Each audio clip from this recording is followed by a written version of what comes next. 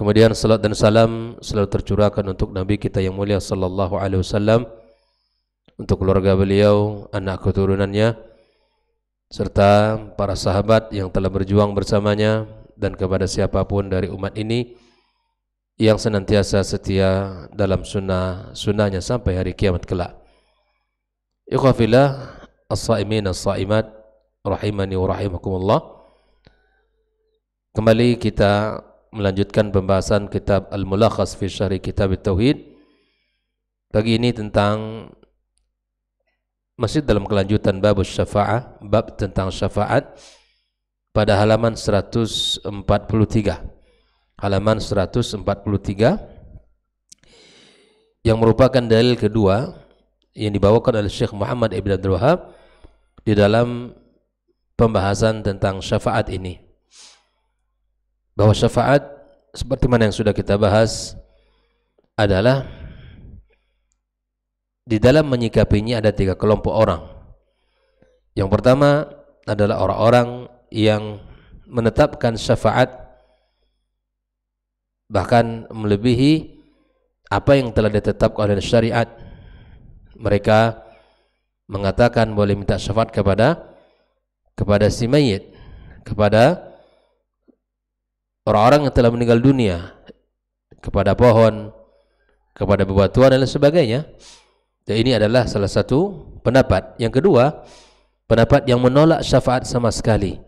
Mereka tidak menetapkan syafaat sedikit pun. Hal ini dikatakan oleh orang-orang Khawarij dan orang-orang Mu'tazilah.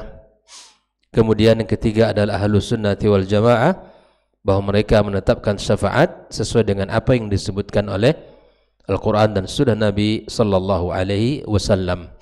Maka pagi ini adalah salah satu dalil yang dibawakan oleh Syekh Muhammad Ibn Abdul Wahhab, yaitu wa qawlihi ta'ala, ya, firman Allah Subhanahu wa taala di dalam surat Az-Zumar ayat 44, qul lillahi syafa'atu jami'a. Katakan bahwa syafaat hanya milik Allah Subhanahu wa taala seluruhnya. Jadi syafaat hanya milik Allah Subhanahu wa taala seluruhnya.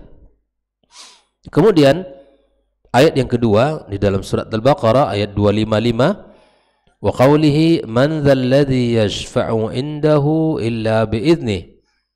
Wa tidak ada orang yang bisa memberi syafaat di sisi Allah ya kecuali atas izin Allah Subhanahu wa taala. Inilah 2 dalil yang dibawakan oleh Syekh Muhammad Ibn Abdul Wahhab di dalam pembahasan tentang bab syafaat. Mari kita lihat makna daripada ayat-ayat yang telah disebutkan di atas. Makna lillahi syafa'ah ay hiya milkun lillah. Artinya syafaat itu milik Allah semata. Falaisa liman tatlubunaha minhum syai'un minha. Maka tidak ada bagi siapapun yang kalian cari selain Allah, syafaat tersebut tidak akan kalian dapatkan. Di sini Allah menetapkan tentang bahwa syafaat itu adalah miliknya. Jami'an ay halun muakkidah, yang menguatkan. Man dzalladzi ay la ahadun, bukan man dzalladzi, bukan pertanyaan di sini ya, tetapi la ahad, tidak ada satu pun. Yashfa' indahu illa bi'izni, artinya lahu fiha, ya, fala ahadun yatakallam bi syafa'atin wala ghairiha illa idza adzina Allah taala lahu fil kalam.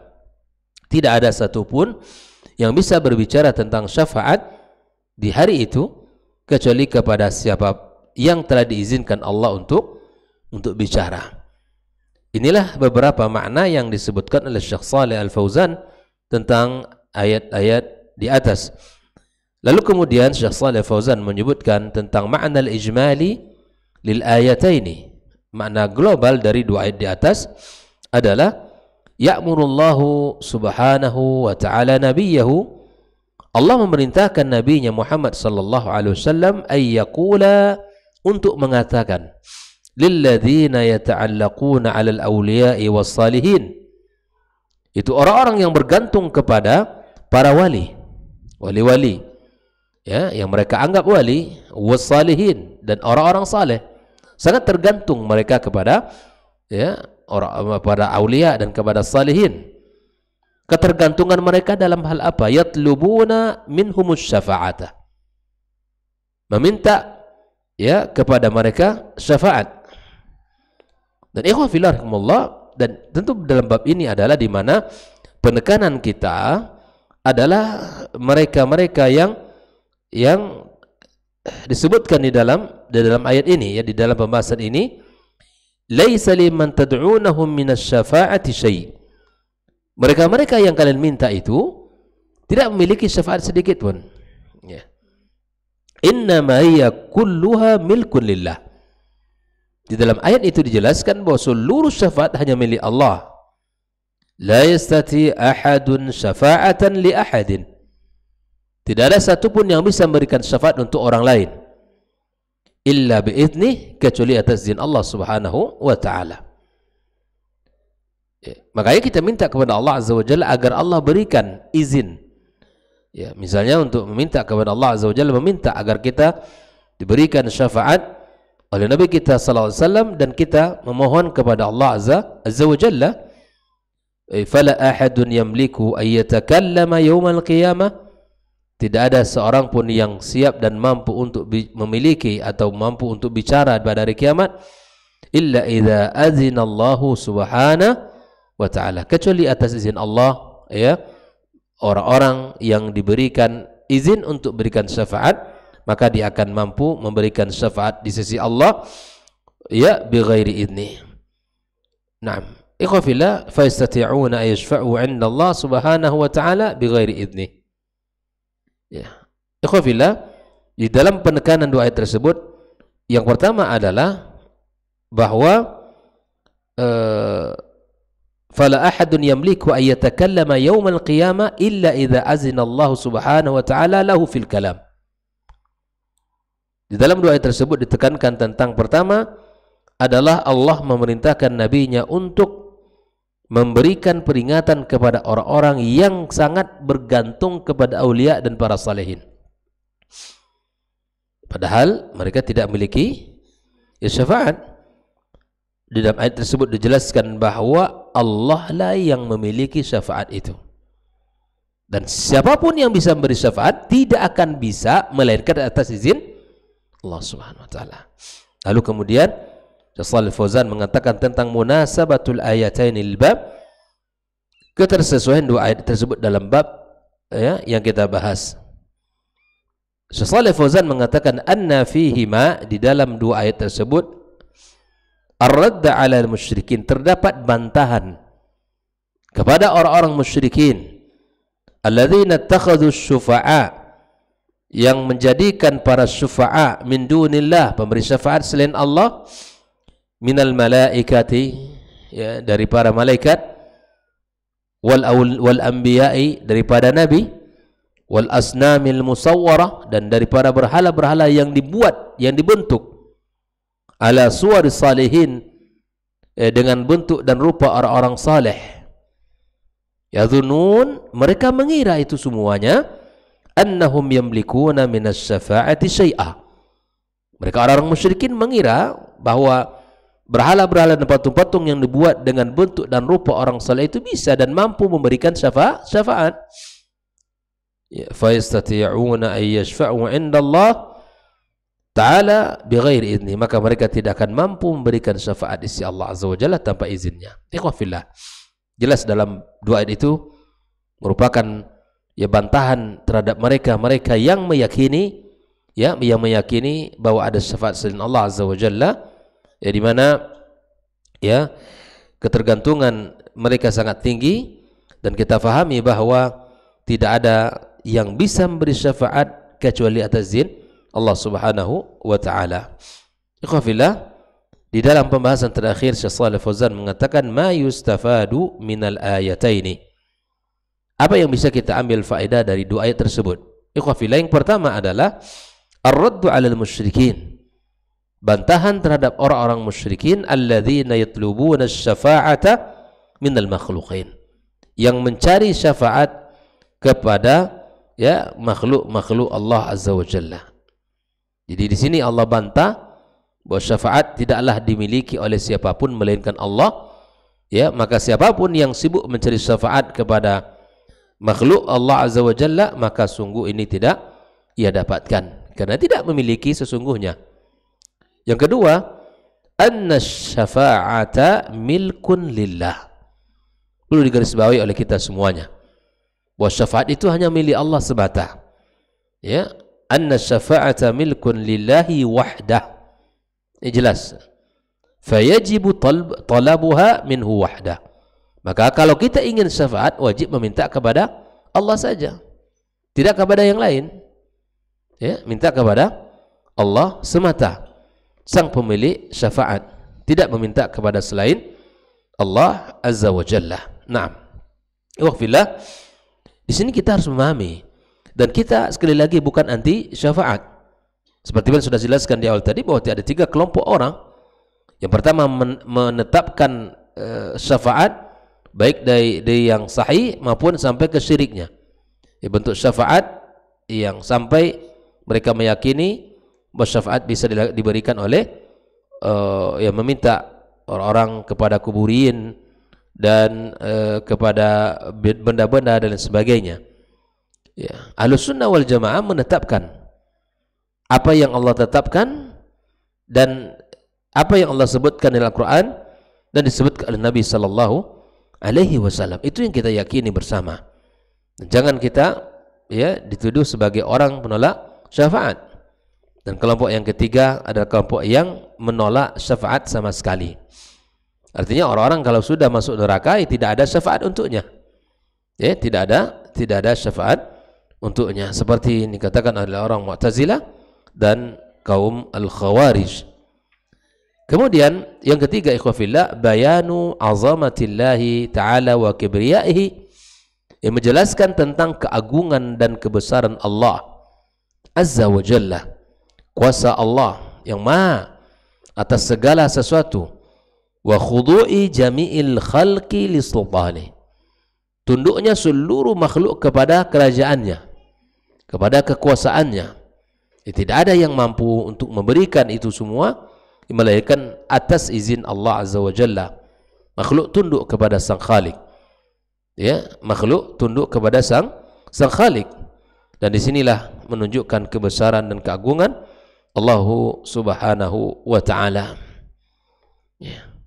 Yang keempat, fil ayat tsaniyati, pada ayat yang kedua dalam surah Al-Baqarah, ya, itsbatus syafa'ati liman azinallahu lahu biha. Nah, dari sini kita fahami bahwa ada syafaat selain dari Allah, tetapi atas izin Allah kepadanya. Ya, seperti mana yang kita dapatkan bahwa Nabi kita sallallahu alaihi wasallam di dalam sebuah hadis yang menunjukkan tentang perjalanan manusia di hari kiamat kelak. Ya, perjalanan yang sangat panjang, di mana 50.000 tahun, ya, di mana orang-orang akan menanti dan menunggu keputusan dari Allah Subhanahu wa Ta'ala. Orang-orang semuanya datang kepada Nabi, para anbiya datang kepada Nabi Adam alaihissalam, datang kepada Nabi Nuh alaihissalam, kepada Nabi Ibrahim alaihissalam, kepada Nabi Musa, dan pada akhirnya datanglah kepada Nabi Muhammad alaihissalam yang siap meminta kepada Allah Azza wa Jalla. Ya, semuanya mengharap kepada Nabi Muhammad untuk bisa meminta kepada Allah Azza wa Jalla dari itu diputuskan. Nah, Nabi SAW ketika itu dikatakan kepadanya, ya, sal tu'ta wasfa' tusyaffa, minta oleh Muhammad, kami akan diberi, dan minta oleh syafaat, pasti kamu akan mendapatkan, diberikan izin untuk bisa memberikan syafaat. Ikhwafillah, maka disitulah Nabi kita SAW yang diingatnya adalah umatnya, yang diminta untuk diselamatkan adalah umatnya. Maka di sini kita lihat betapa besarnya cinta Rasulullah sallallahu alaihi wasallam kepada umatnya, dan kemudian Nabi SAW itu di situ hadir, ya, di situ hadir untuk memberikan syafaatnya di hari kiamat kelak. Bahkan Nabi mengatakan, wa likulli nabiyyin da'watun mustajabah, dan setiap nabi itu punya doa yang mustajab. Kata Nabi SAW, wa inni la akhtabi'u bi da'wati, aku sembunyikan doaku, atau aku simpan doaku, ya syafa'atan li ummati, atau kama qala Nabi SAW, dan aku simpan doaku tersebut adalah sebagai bentuk syafaat untuk umatku di hari kiamat kelak. Ikhwafillah, ini adalah bentuk perhatian Nabi kita sallallahu alaihi wasallam sejak dia menjadi seorang rasul ketika di dunia selama 23 tahun lebih kurang dalam fase Makkah dan Madinah, maka sampai hari kiamat kelak Nabi sallallahu alaihi wasallam mengingat dan memohon ya kepada Allah agar Allah selamatkan umatnya sallallahu alaihi wasallam. Kita tahu semua bahawa umat ini adalah umat yang paling terakhir dan Nabi adalah Nabi yang paling Nabi terakhir. Tapi kemudian Allah lebihkan umat ini dengan kelebihan ya bahawa Nabi Muhammad adalah Nabi yang pertama untuk ya yang masuki surga Allah Azza wa Jalla di hari kiamat kelak, dan umat Muhammad adalah umat yang paling pertama untuk masuk ke dalam surganya Allah Azza wa Jalla. Ya.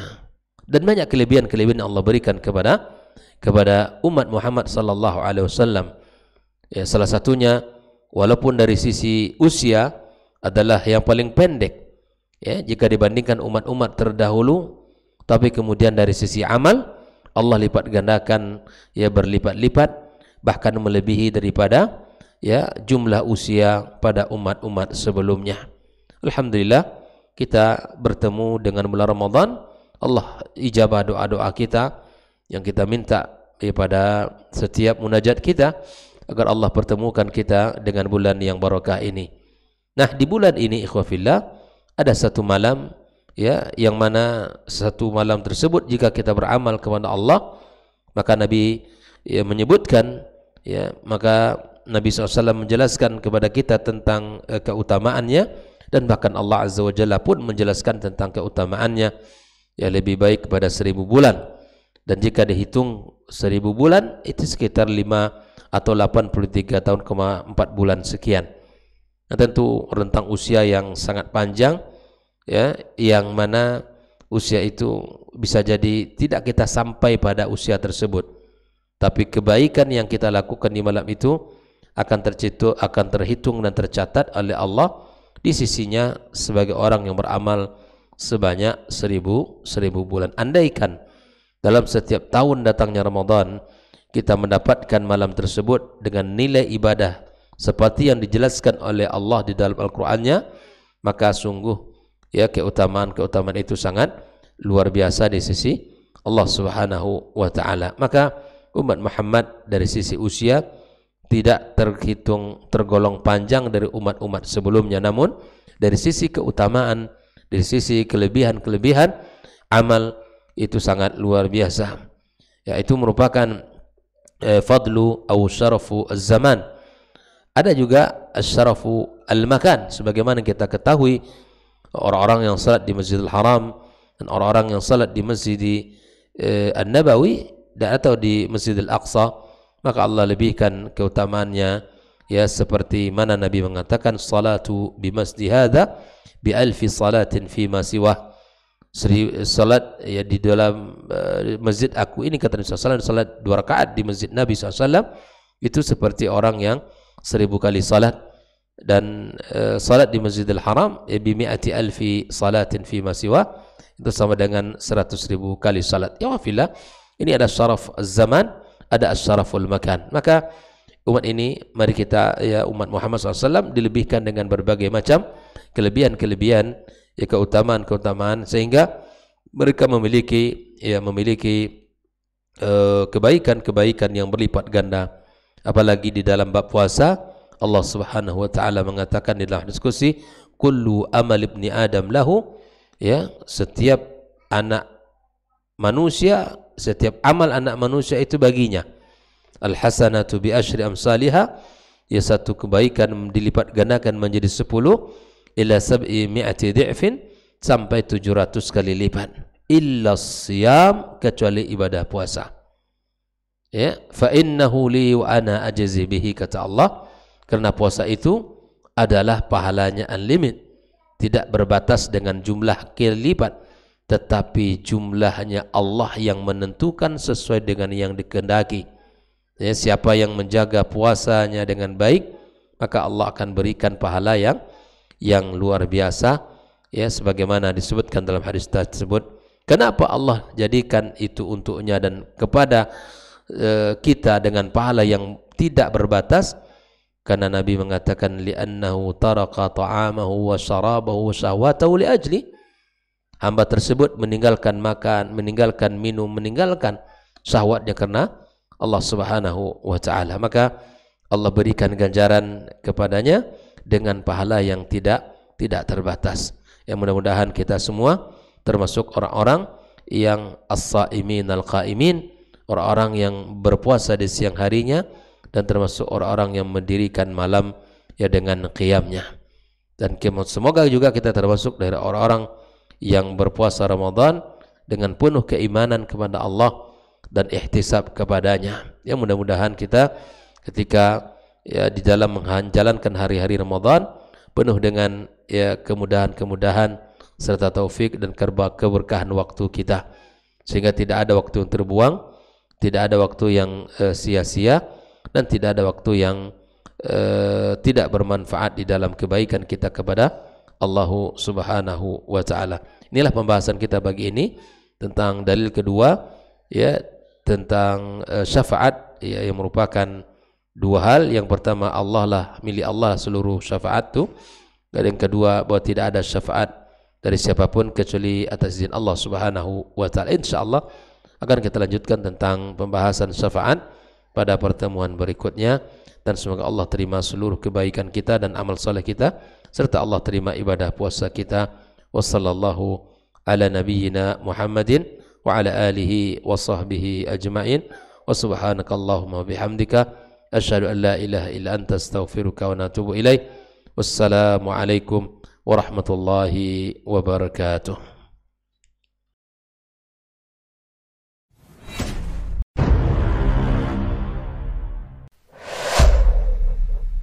Dunia dan seisinya ini bagi Allah tak sama nilainya dengan sebelah sayap lalat. Barang siapa yang beramal untuk akhiratnya, Allah akan cukupkan baginya urusan dunia.